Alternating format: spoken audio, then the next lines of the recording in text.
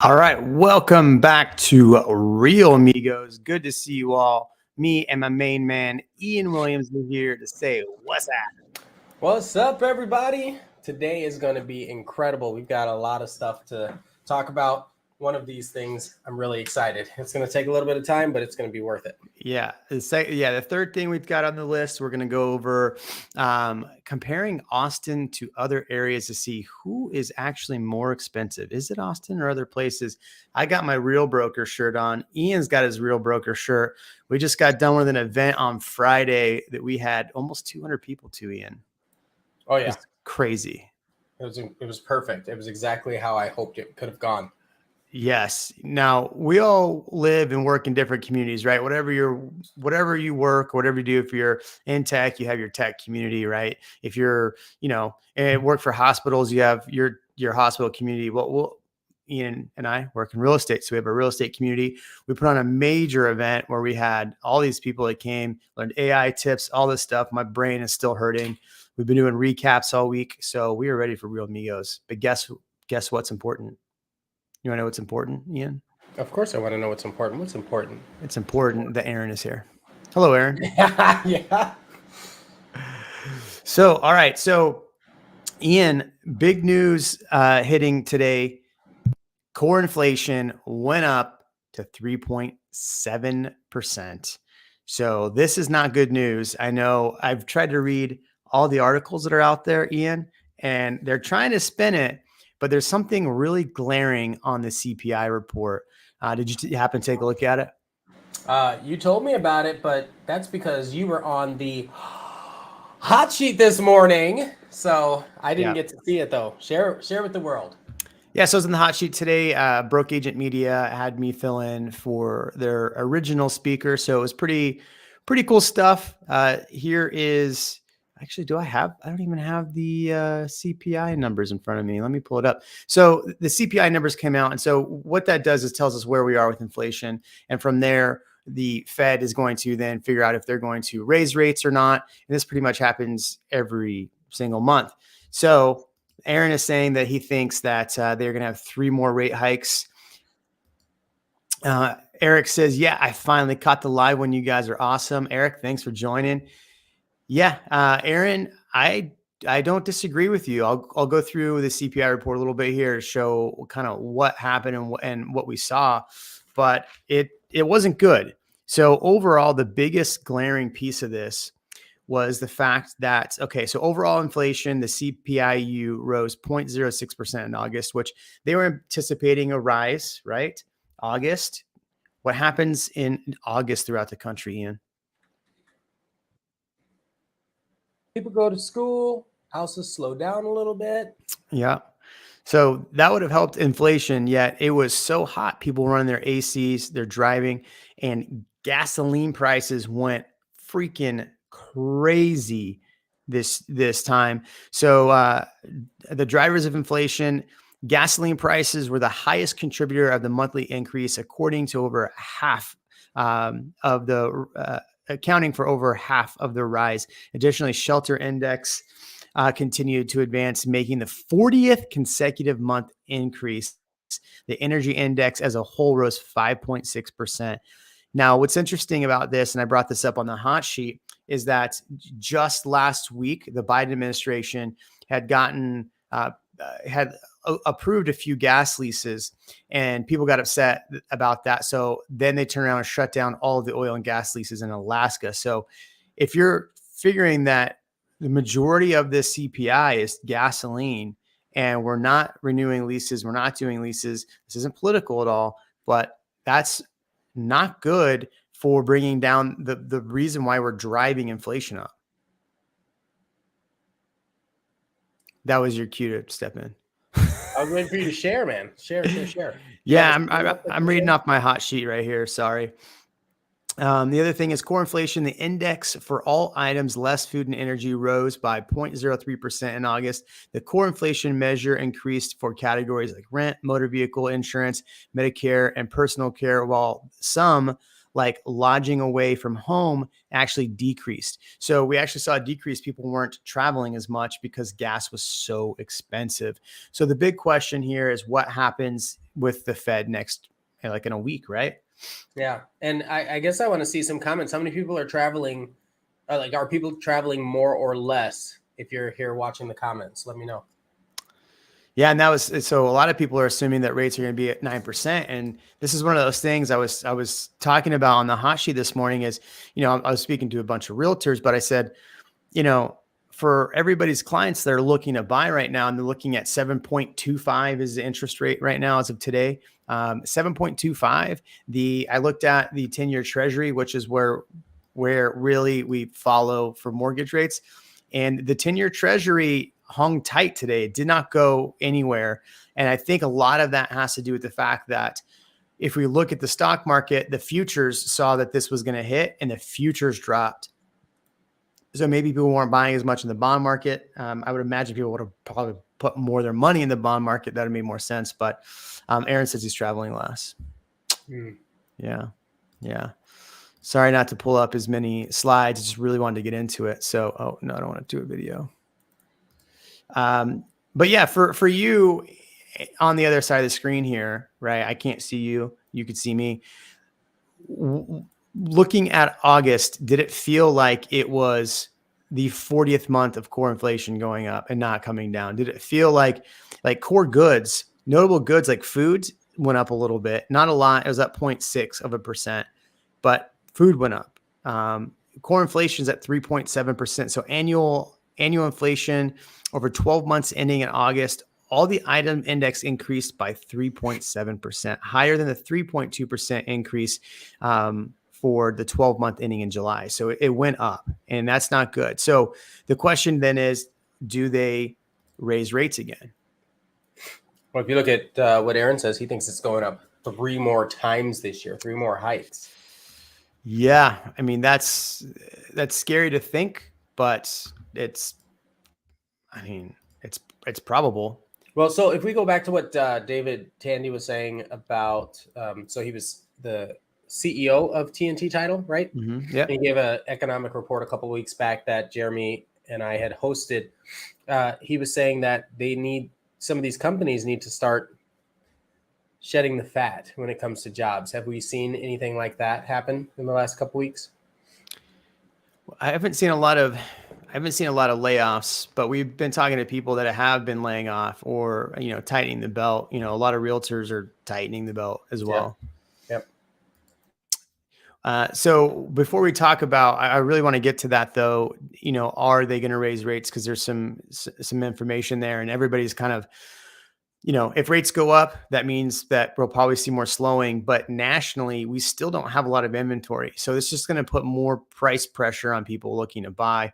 It would be great if rates came down. In fact, I felt like 3 weeks ago, we were looking at all of these reports saying that the end of the year was going to be 6%, 6.5%. All of these analytic companies, Black Knight, everybody was saying that rates are going to be down at 6.5%.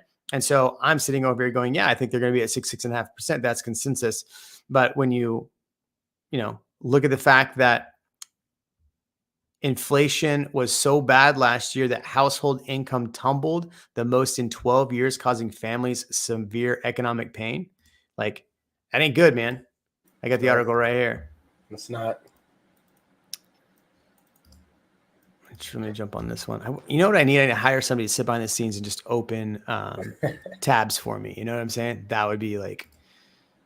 So here it is. So inflation was so bad last year that the real household income tumbled the most in 12 years, causing families severe economic pain.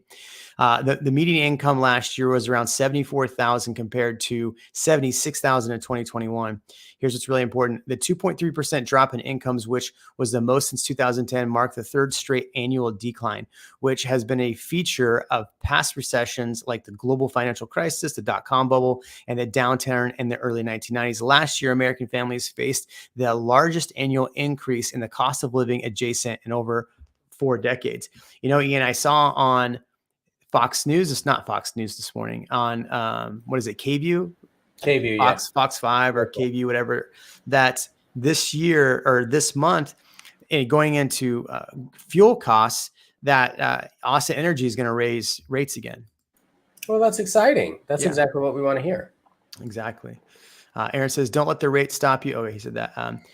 Now, so just so I'm clear, that's Austin Energy, which is for homes in Austin proper. But if you're just outside in the suburb, there's a probability that you're in an deregulated zone. Do you think it'll still hit them? Yeah, I mean, it's going to hit them in some way or the other. If Austin Energy is raising their prices, everybody else is going to probably follow suit. I mean, like you can't. Wouldn't it be nice if you had solar? That's what we were talking about earlier. Like, if you're going to be in the home, like Aaron was saying, for the next 13 years, this could be the time. I'm going to still continue to pass on solar. I don't think so. Let's see. Stop screen. I wonder if there's a faster way to do this, to go between slides. So again, in the comments from everybody that's still here, I want to hear from you. What are you seeing? Obviously, no other real estate agents are going to be coming on a live stream at 7 p.m. on a Wednesday telling you that, hey, core inflation is going up, which means potentially we could see more rate hikes. So is this, I mean, if you're looking at more rate hikes, do you buy now? Do you wait? Prices come down, but when do interest rates come down? Can you refi later? That's all the questions a lot of people ask us. So one of the headlines on here from Market Watch was something that it was like the highest in 14 months. And I think it was the CPI was the highest in 14 months. So for all the work that we've been trying to do with raising rates, it's not working. I mean, it's better. I mean, it's better than it was, but it's not working. It's funny. I was reading a few articles that were really hammering the Biden administration over this. And it was like notable. It was like CNBC. It was not, right-wing places, but they were hounding Bidenomics, saying Bidenomics is not working, and seeing the fact it was like, in Georgia, they announced that they're going to remove the gas tax because they have a gas tax in Georgia. They're going to temporarily remove it because gas prices are too high. Here's interesting too. Rents and housing make up shelter components of CPI and account for about 40% in the entire index. So rents didn't really go up. They went up about 0.02%. So rents are coming back up, probably to Aaron's point that he's probably going to make, that, that's why he's buying more investment properties. Yeah, it makes a lot of sense. Did we touch on vehicles yet? Vehicle purchases? I'm curious how many I'll call them electric vehicles are being sold right now because of gas prices. Right. And I there wasn't anything about that, but it said that not car sales, but the price of cars and trucks had dropped 2.1%. So of the decreases, the only things that really decreased significantly were people's travel to destination, so destination travel, and car prices. And so I made a joke on the hot sheet. I was like, who bought a car last year and is now regretting that? That was me. Christina's here. Question. Christina. Christina's here. Hey, fellas. You have to market this live stream in a catchy way. You have good content. I do. Yeah. Otherwise, if I said, hey, everything's great, then people don't watch. Aaron, see, this is the thing. So this is where I think people don't understand. Like, while you have people that are sitting on the sidelines because they can't purchase, or they're waiting for prices to come down, or they're waiting for a crash. You have people like Aaron, who's a savvy investor, looking at everything going, I'm looking to buy. And on top of that, he's smart because he's called Ian to help him out. So,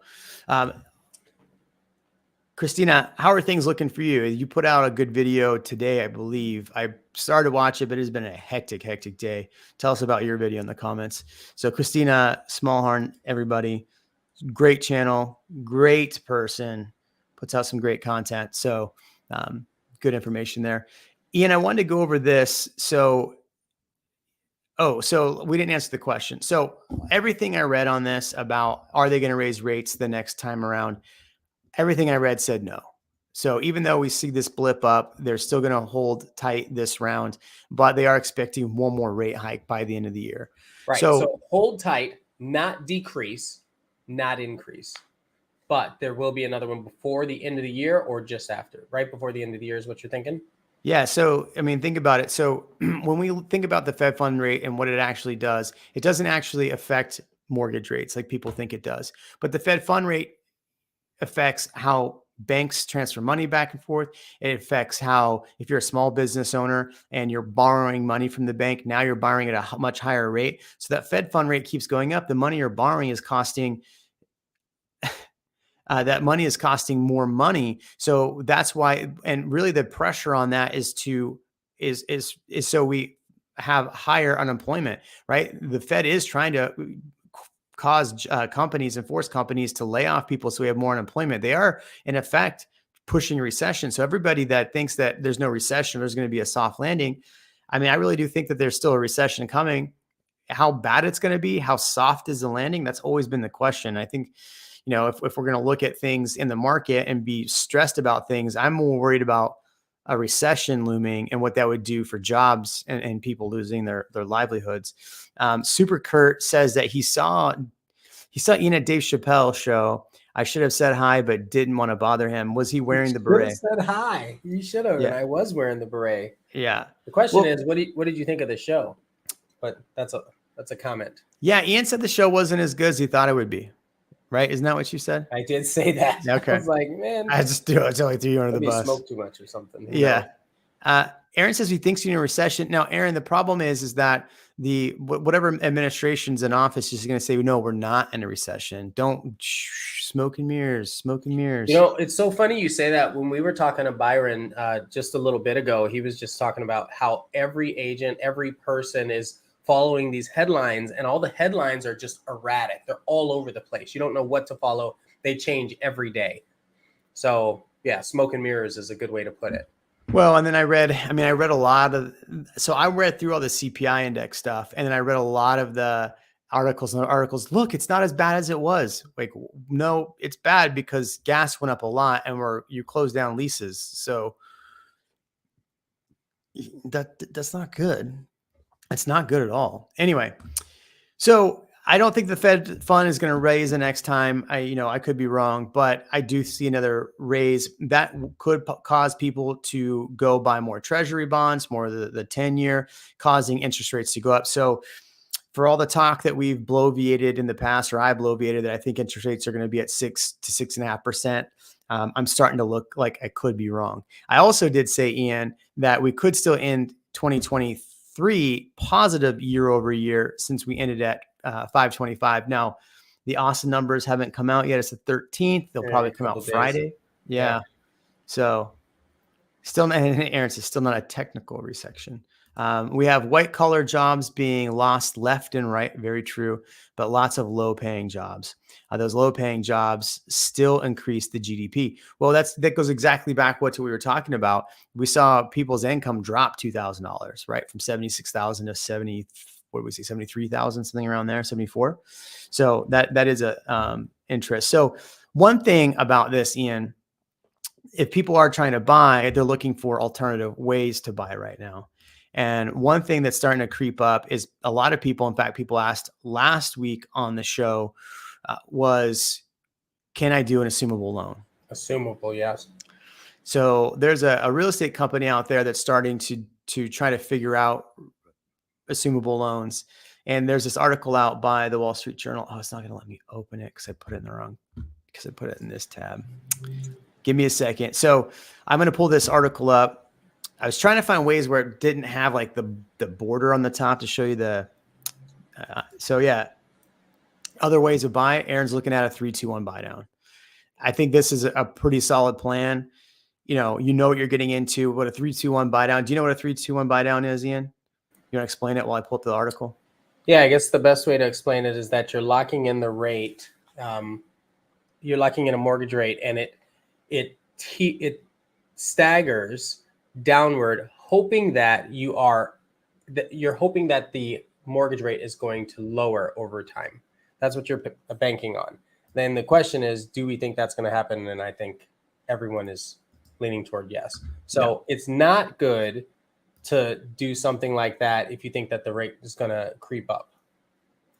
Oh, I did that wrong. I'm losing it today, man. It's been a long day. We've done 3 interviews today, Ian? At least that. We've done a lot of podcasts today. Yeah. All right, that's the rich one, CPI one. Where did I lose it? You're looking for Rome. Yeah. The Rome Real Estate Group. Yeah, I have it here, but for some reason it is not. So 3-2-1 buy down is definitely a decent way to go. I have a 10-1 on one of my loans. So, but it just takes you back to whatever the market rate was at the end of it. Oh, here we go. I got it right here. Perfect. Okay.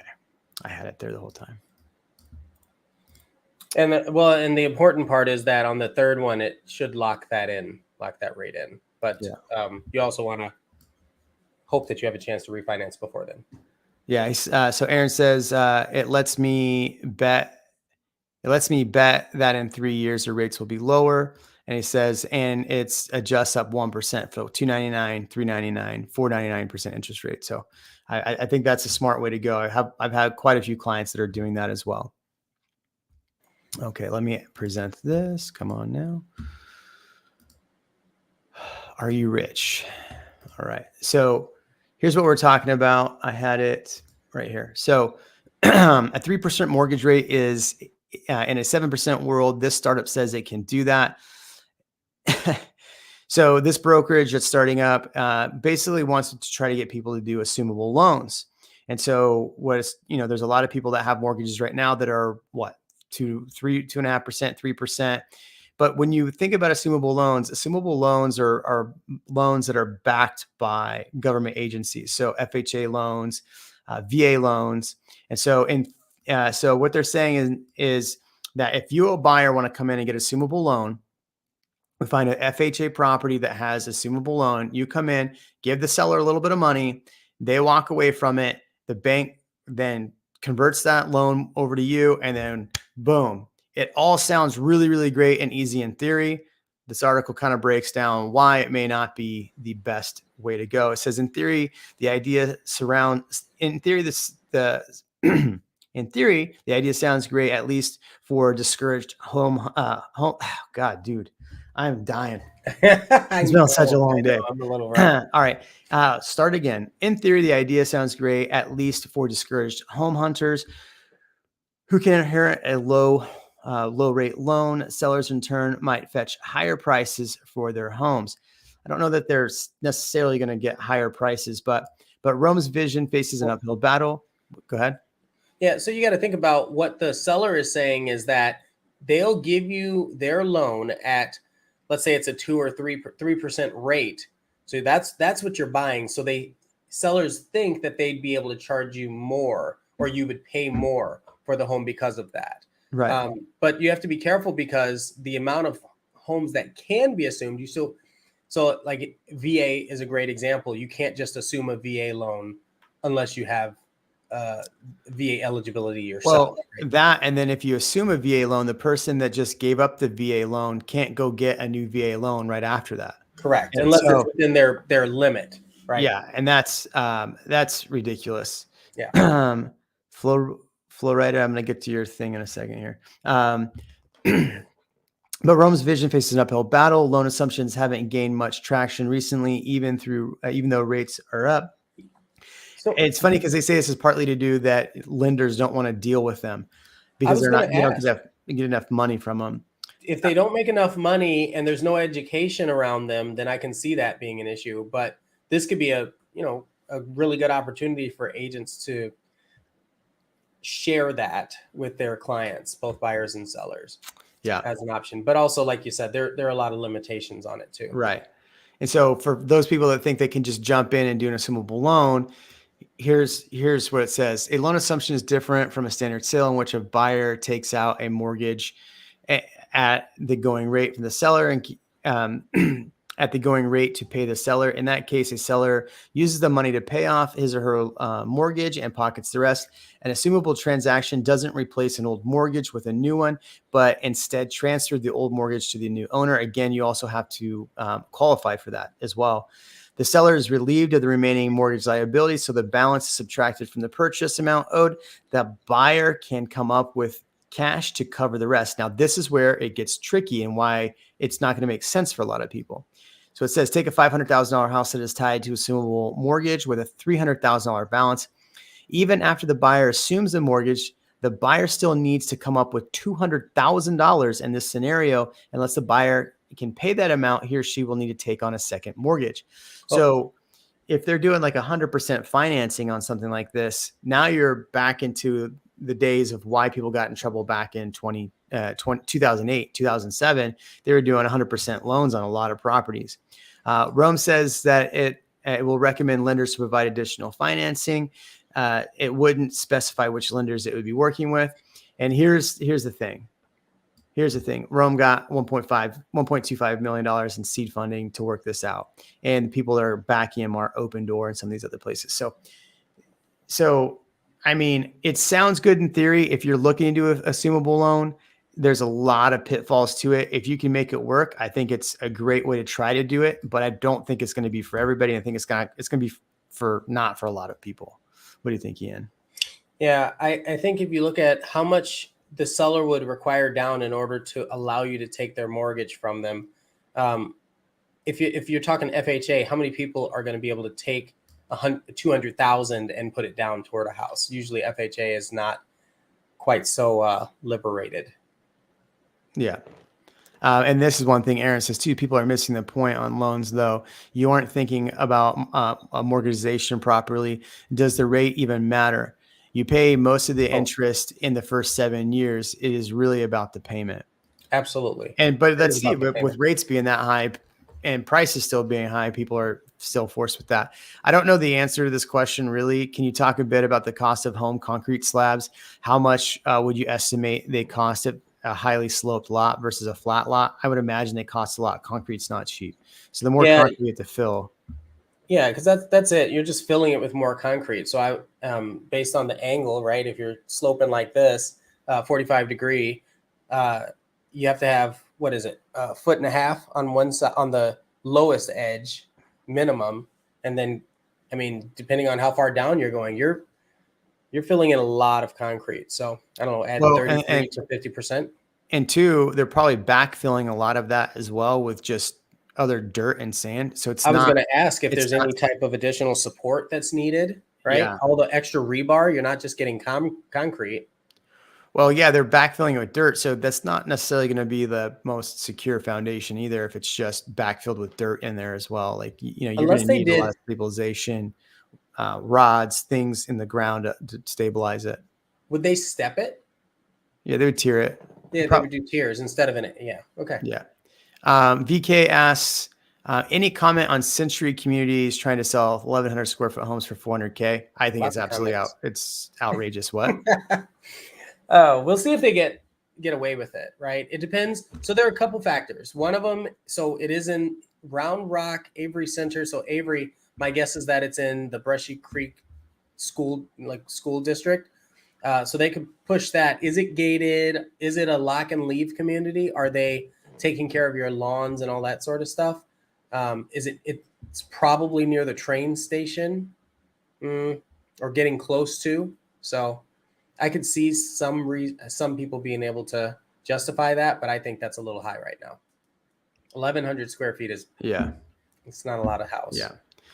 All right. And no so garage either for that, I'm sure. he said no, it's in Round Rock.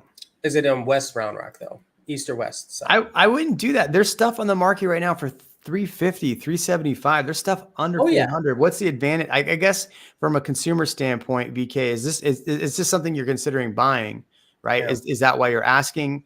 Are you asking for free information? Because people ask for free information all the time. I try not to give it anymore. But are you looking to buy in this neighborhood? It makes zero sense to me just because it's new. Like it makes zero sense. East side. Upper East Side end is 400K, 1,900 square foot. I would do that because again, if you think about it, if you ever need to rent that property in the future, 1,900 square foot is going to rent a hell of a lot faster than 1,100 square foot will. Ian, how expensive is Austin? Well, I think it depends on what you're comparing it to, because that's really the name of the game, like based on your budget, based on what you're used to spending or where you're used to being. I hear a lot of people tell me that I'm moving to Denver, Colorado because Austin's too expensive. Cost of living's too expensive. We're going there next week. Yeah, you and I are going to Colorado Springs. Right. Well, I'm flying into Denver Monday, but that's are you? Okay. Yeah. Well, I think I fly into Denver and then I have a connection. So let's ask the question then. What is full screen layout? Are we asking ChatGPT? Oh, yeah. No. Bloomberg. We are going to Bloomberg. So would you feel richer if you made $100,000 a year? So I want you to, in the comment section, write different cities that you want to compare Austin to, because we are going to compare Austin to other cities and see, is it actually cheaper? Is it not?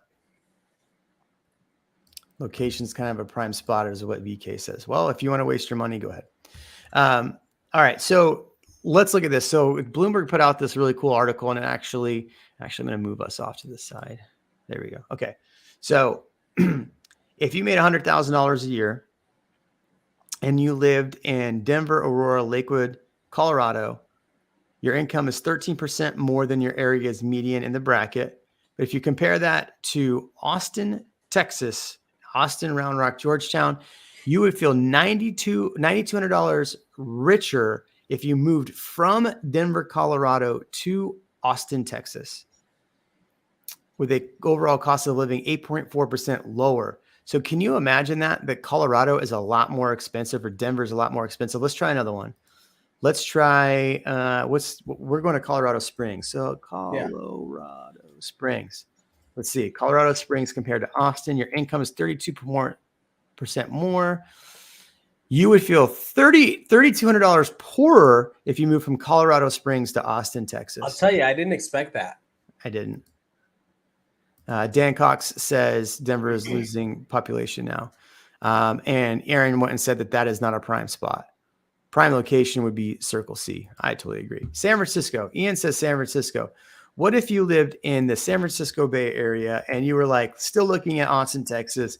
Is it cheaper to live in Austin, you would be 15% less than the median, which means that you are if you made $100,000 a year, you'd be $19,800 richer moving from San Francisco to Austin Round Rock. Now, if you lived in San Francisco and you had a $2 million house, about a $2 million house in Austin, probably gonna be different. Can you do Austin versus Houston, Austin versus Dallas? Aaron, those are wonderful questions. The answer is yes, absolutely. Yes, we can. All right. So let's start with if you're going to move from Dallas to Austin. We could do this either way. It's just I already have Austin in the bottom. You would feel $3,900 richer if you moved from Dallas to Austin. Austin's cost of living is better than Dallas, Texas. Can you believe that or not? I love that. I love that for us. Because everybody that's talking about going to Dallas, it's cheaper. No, it is not, my friends. Now, I will put a disclaimer in there that they're talking about the Austin Round Rock MSA, not Austin proper versus Dallas. But they're also saying Dallas, Fort Worth, and Arlington, Texas. So let's try Houston for my good friend, Aaron. Whoa. Houston, Texas. I don't know what just happened there. Okay. Your income is 37.8% more than your area's median, and you would feel $300 poorer if you moved from Houston to Austin. Pretty impressive. How about San Antonio? Great question, Brandon G. I'm right there with you. Is San Antonio cheaper than Austin? The answer is heck yeah, it is.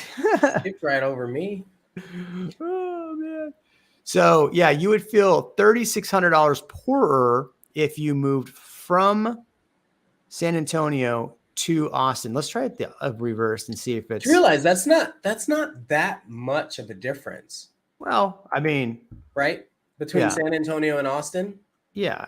It's not that bad, but like that is $3,600 you wouldn't have in your pocket. I mean, that's that's a month of gas if you have a big truck. Yeah.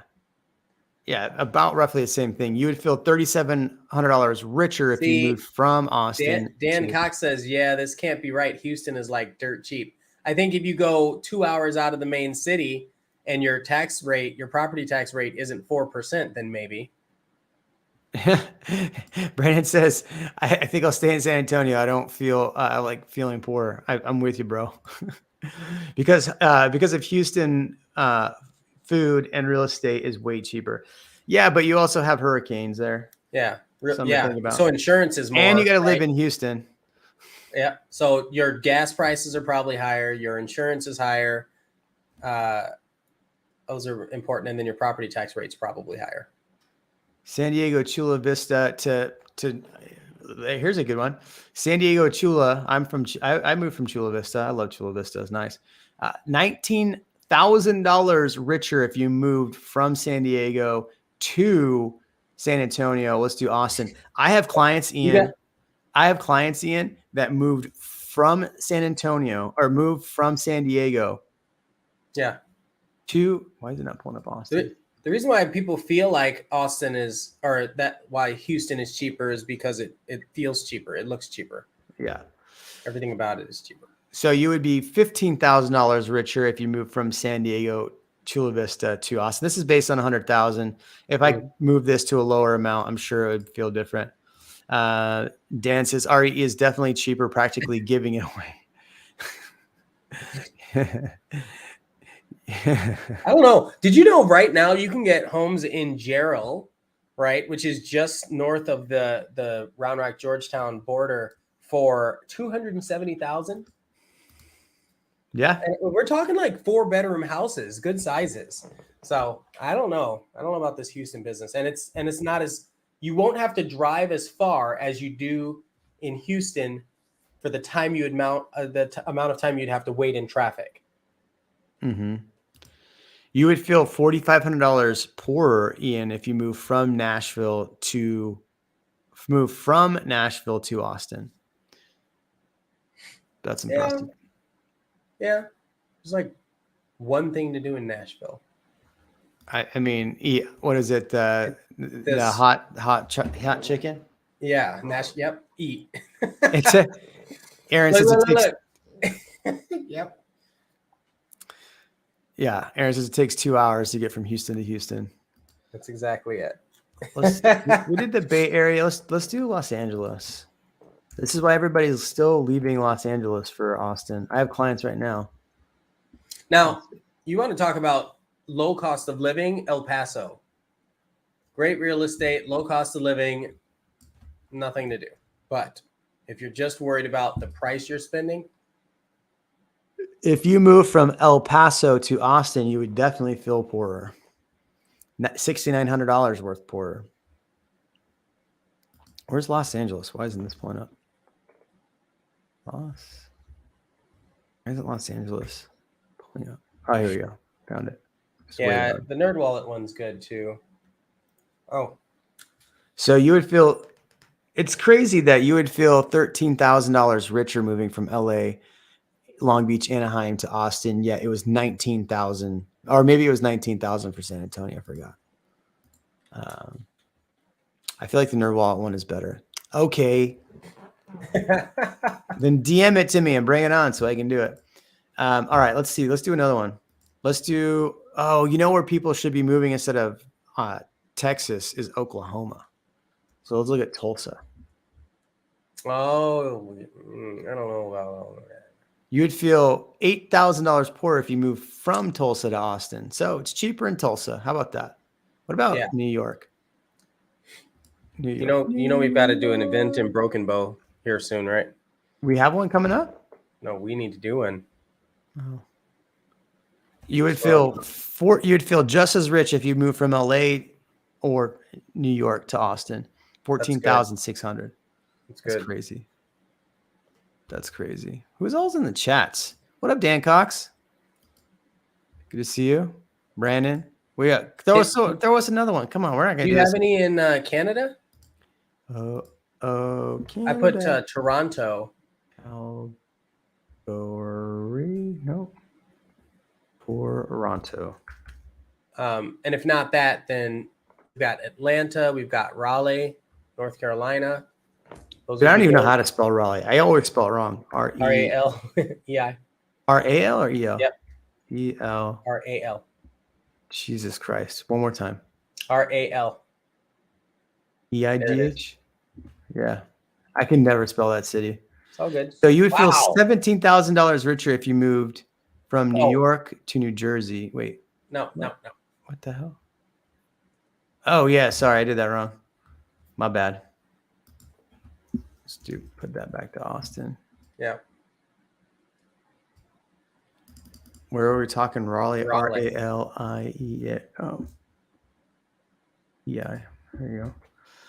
So if you, wow, yeah. So Raleigh, I'm gonna go see Will Draper and buy a house over there, just to rent out.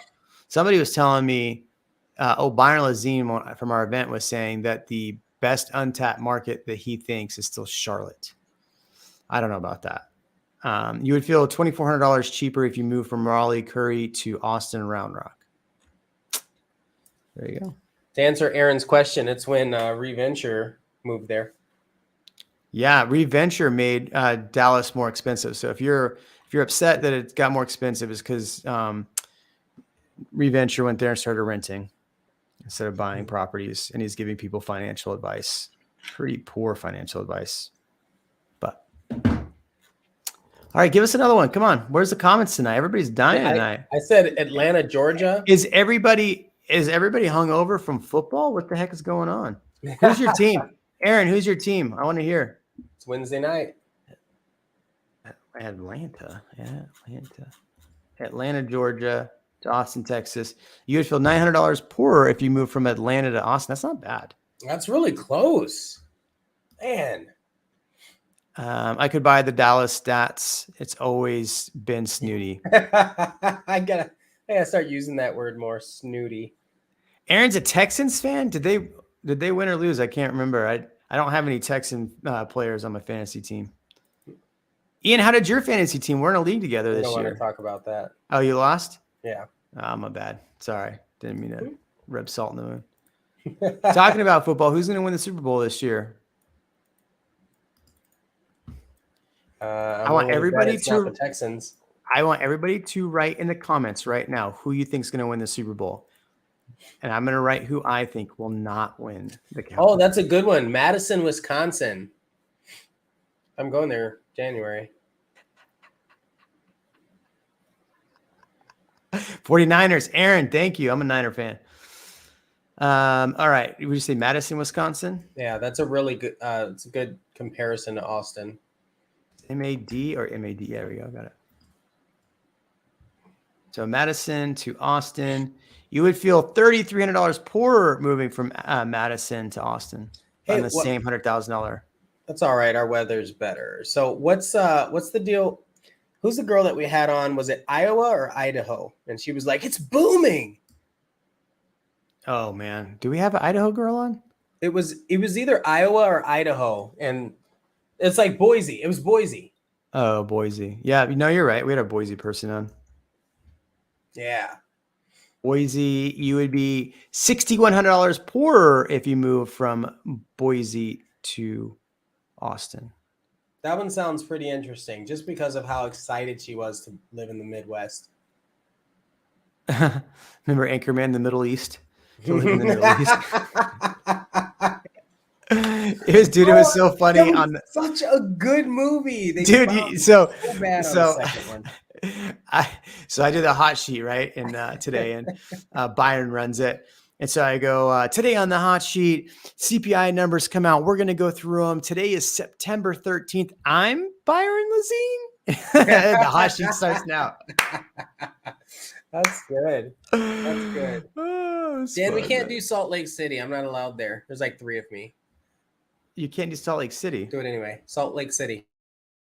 Why can't you do Salt Lake City? Wow. You would be $3,800 poorer if you move from Salt Lake City to Austin, Texas. I went to Salt Lake. It was fine. Like it was very snow colored there. Well, that's my point, right? Do you remember when Paris Hilton went around the country and tried to act poor? Yeah. No. What? Yeah. Yeah. You don't remember that? No. Did you watch that? Like, was that a show? No, dude, I didn't watch that, but apparently Aaron did. Aaron's looking at reruns. Yeah. What's the Nicole Richie was the girl she did with it. All right, let's pick another one. What about New Jersey? I have a lot of New Jersey. No, that one came up with the New York one. Oh, it did. So there's the DC area. Baltimore. There's Boston. Let's do Baltimore real quick. You would be richer if you moved from Baltimore to Austin. $5,000. Look at that. What was the one you just said? Boston. Boston, yeah. That's our friends from Boston. What? You would be $9,700 richer moving from Boston with the same income. The annual costs less than $4,300. I thought we did Seattle. Or I know I put Seattle up, but that one needs to be up there. Seattle. Portland and Seattle. Ooh, before I show you, I want you to guess in the comments right now. Do you think, what's the range?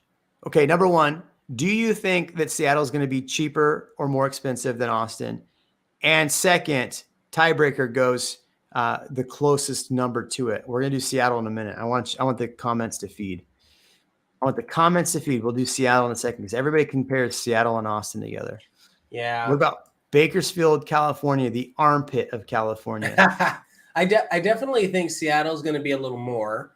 Look at that. Bakersfield would be a better move to move from Bakersfield to Austin. And Bakersfield is a pile of not anything nice. What about Fresno? Yeah, Chicago is obviously one we need to do. I can't see the comments. Are they throwing stuff in there for Seattle? Yeah, there's a few. Okay, good. You would feel $1,600 richer. Dude, we need to do a full video. Bring all the Fresnoians here. I'm just kidding. Fresnoians? Put Chicago in there. Let's see what we get. Fresdenites. All right, let's do Chicago. Chi-Town. What's up, Jacob? You would be $5,400 richer if you move from Chicago to Austin, Texas. All right, let's see where we're at here. That's good. So you're saying Seattle's $2,400 more expensive. Philly, I heard is expensive. We'll do that one real quick. Seattle is 12% more expensive according to this calculator. More expensive. Seattle is 50% more expensive if you use NerdWallet. Wow. Dance is more expensive. All right. You know what we haven't done? We haven't done any Florida. We haven't done Miami or Orlando. Oh, yeah. Let's do Orlando. Kissimmee. I went to Kissimmee once. It was great. You'd be $200 poorer if you move from Orlando to Austin. Okay. Okay, so What about that gives Miami? us some context right there. Maine is not Miami, but Miami, you would be $9,900 richer if you move from Miami. Oh, here's another good one. Let's see if it'll let me pull it up. Boca Raton. Boca Raton. Look at that though. Like everybody moving. I'm going to move to Miami. It's so much cheaper. $10,000 richer staying here. That's like Starbucks every day. And you don't have to get a Brazilian butt lift there or here. You don't have to, but it's highly recommended. What were we just saying? Baton Rouge, not Baton Rouge. Boca. You could do that while if Christina's still here. Boca Raton. No, I don't think it's gonna pull it. Naples. Oh yeah, Naples is a good one. I saw John Daly smoking a cigar. Smoking a cigarette in his Bugatti in Naples when I was there. You'd be richer if you stayed in Austin instead of moving to Naples. I actually want to move to Naples. I liked Naples. It was nice. Really? I liked Naples. It was fun. Oh. Let's see, Florida. Where else? Gainesville. Dan, you're probably right. I doubt that it would include the insurance rates. Yeah, that's the thing. Everybody was crying about insurance when I was there, so it made me not want to move to Florida. Yeah, we did Atlanta already. Atlanta was close. Yeah, it was close. Punta Gorda, Florida. Where am I going? I'm going to Florida. Puerto Rico. Is that in there? Is it? I don't know, but it would be wonderful if it was. Connecticut would be interesting. Yeah, Connecticut would be interesting. I still want to. We still need to get to Seattle. What about start dropping the comments for Connecticut. How much more expensive is Connecticut than Austin? We already know it's going to be expensive.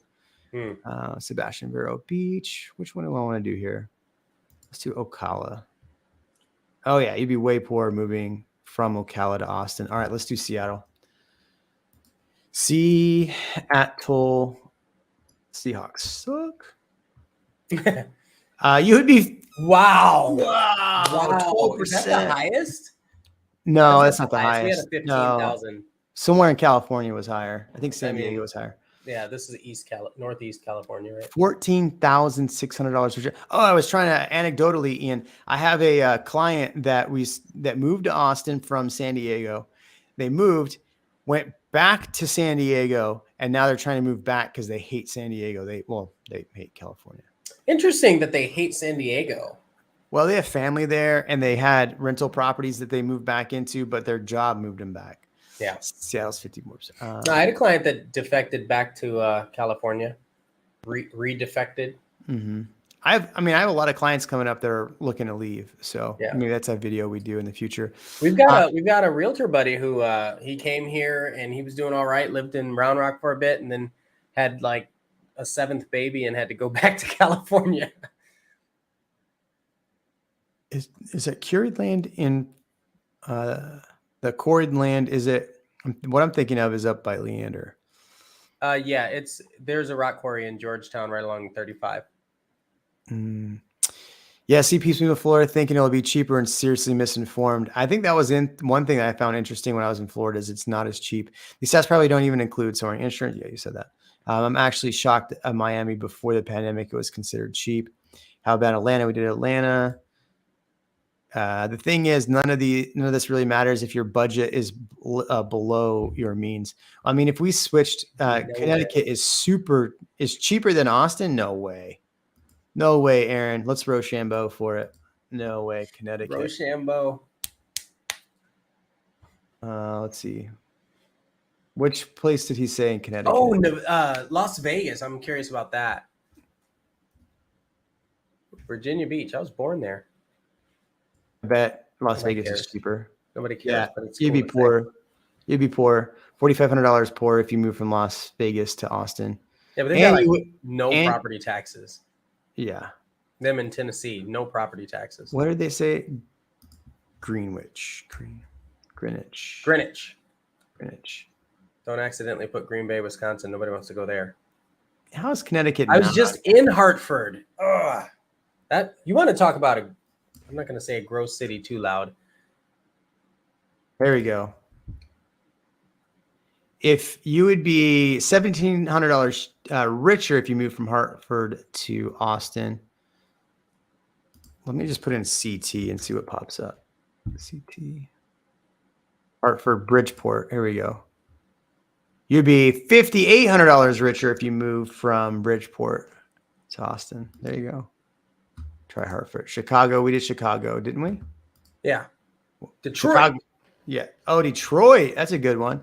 Chicago, just because I forgot what it was. Chicago was $5,400 richer moving from Chicago. What did you just say a second ago? What were we going to do? Detroit. How about those Lions fans getting a first win of the season? You would feel $3,900 poorer if you moved from Detroit to Austin, but you'd have Detroit style pizza. Mm-hmm. We have that. We have Via 313 here. It's good. Via 313 is good. It's not my favorite pizza here. Yeah, we did Bridgeport. Yeah, but I mean, for Detroit style, what's better here? I don't know. Detroit style. Nope. I'm not the pizza guy. That's what I'm saying. All right. We're at an hour. Ian, thanks for joining us. Thank you, everybody. Make sure you subscribe if you haven't. Share this channel with people. Tell people to come use Ian or I in this amazing time in real estate to invest. So we'll see you later. Have a good one.